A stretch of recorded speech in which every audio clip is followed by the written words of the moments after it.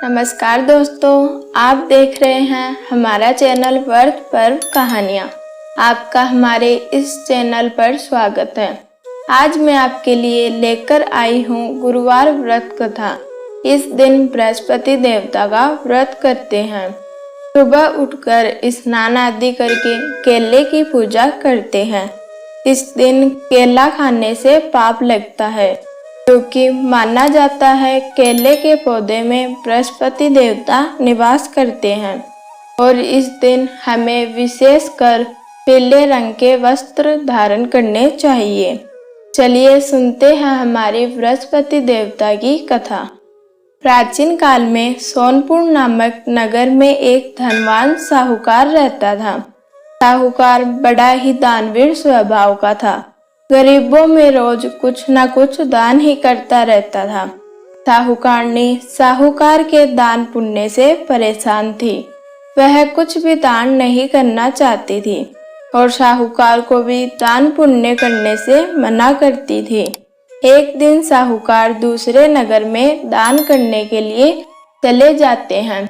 उस दिन घर में साहूकारनी अपने बच्चों के साथ अकेली थी और अपने बच्चों के लिए खाना बना रही थी।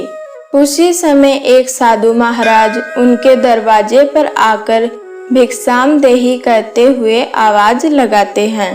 साहूकारनी साधु महाराज को उस समय कुछ भी नहीं देती और उनका फिर कभी आने के लिए कहती हैं। साधु महाराज वहां से चले जाते हैं। कुछ दिन बाद साधु महाराज फिर आते हैं और भिक्षामदेही देवी कहते हैं।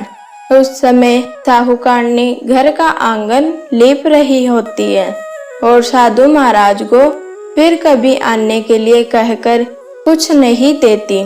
साधु महाराज वहां से चले जाते हैं। 2 दिन बाद साधु महाराज फिर आते हैं और पहले की तरह आवाज लगाते हैं।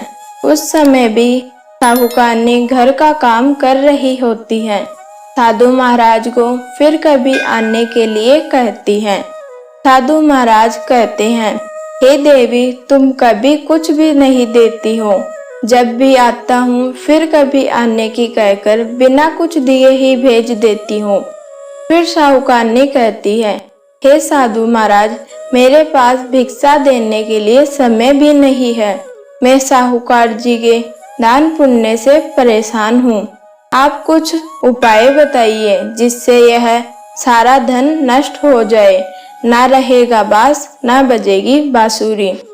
तब साधु महाराज कहते हैं, हे देवी, अगर तुम ऐसा चाहती हो तो ऐसा ही होगा। तुम बृहस्पतिवार के दिन घर के सभी पुरुषों को हजामत बनवाने के लिए कहना। घर का कचरा साफ करके घर के ही कोने में इकट्ठा कर देना। रसोई बनाकर खाना चूल्हे के पीछे रखना। आंगन लीपना, भट्टी चढ़ाकर कपड़े धोना। साहूकारनी बृहस्पतिवार के दिन साधु महाराज के कहे अनुसार ही करती है। कुछ दिनों तक लगातार ऐसा ही करती है। कुछ दिनों में साहूकार का पूरा धन नष्ट हो जाता है। घर पर खाने के लिए दाने भी नहीं रहते हैं। फिर साधु महाराज कुछ दिनों बाद फिर भिक्षा मांगने के लिए आते हैं। तब साहूकारनी साधु महाराज से कहती है, हे साधु महाराज, मैं आपको क्या दूं? हमारे पास तो खाने के लिए दाने भी नहीं है। तभी साधु महाराज कहते हैं, हे देवी, तुम्हारे पास जब सब कुछ था तब भी तुम कुछ भी दान नहीं करती थी और अब तुम्हारे पास समय भी है तब भी तुम कुछ नहीं दे रही हो। साधु महाराज, मुझे माफ कर दो, मुझसे गलती हो गई, कोई उपाय बताइए। ऐसा साहूकारनी साधु महाराज से कहती है।